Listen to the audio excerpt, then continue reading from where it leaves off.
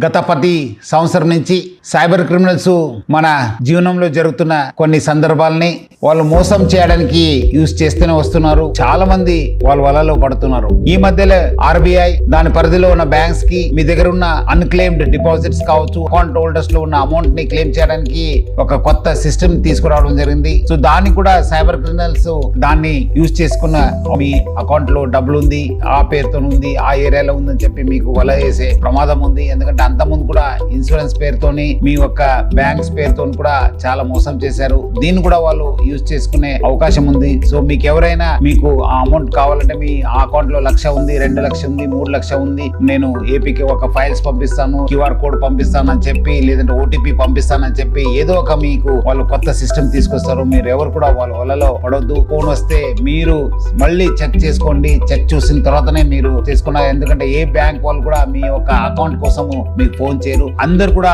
జాగ్రత్త ఉండాలని చెప్పి కోరుతున్నాను. మీ యొక్క భద్రత మా ఒక బాధ్యత. సో ఒక మంచి సురక్షిత హైదరాబాద్ చేయడానికి ఈ యొక్క జాగ్రత్త హైదరాబాద్ కింద ప్రజలందరూ కూడా నేను అలర్ట్ చేస్తున్నాను.